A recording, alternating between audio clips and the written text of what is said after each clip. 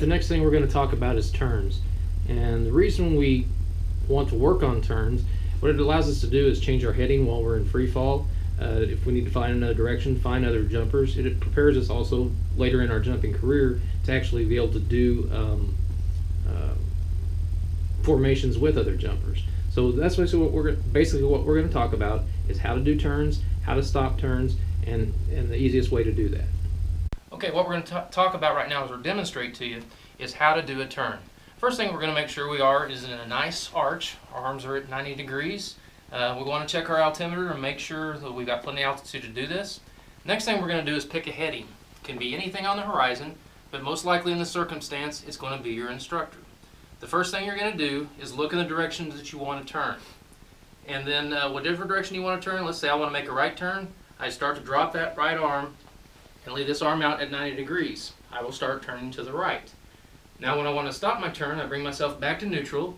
Now I may still be in a little bit of a turn, so I can use that other arm just to kind of counter that and get that turn to stop. Now depending how far you bring that arm down depends on how fast that turn is going to be.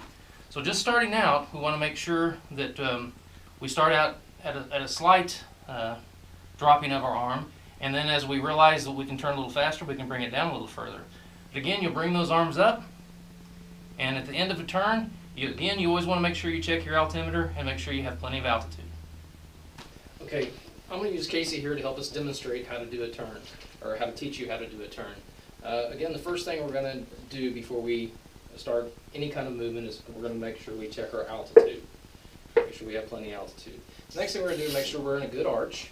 We're going to pick a heading, and that heading can be anything out in the horizon, but again, more than likely it's going to be your instructor. You pick that heading, and before you make your turn, you look in the direction you want to turn, and in this circumstance, Casey's going to look to the right. She's going to make sure everything's clear, and in order to begin that turn, she's going to start to lower that right arm, leaving this other arm still parallel and even. She will start to turn towards the right, and to stop that turn, she'll bring that right arm back up, and she may use this left arm to counter it to get herself to stop. And again, after this movement is over, she's going to check her altimeter again to make sure she is altitude aware. Okay, first of all, Casey's going to show us how to do a correct turn. She's going to find her heading. She's going to check her altimeter. She's going to look in the direction that she wants to turn. She's going to start that turn.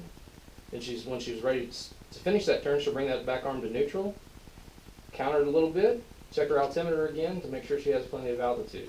Now this is one of the things you don't want to do, is when you start that turn, you don't want to twist your body, because that will cause you to really, it will throw off your stability. To make a correct turn, again, you want to keep the spine completely lined up and just use your arm by either lowering it or raising it to either start or stop that turn. And again, at any turn or any movement in free fall, we want to check our altimeter for altitude awareness.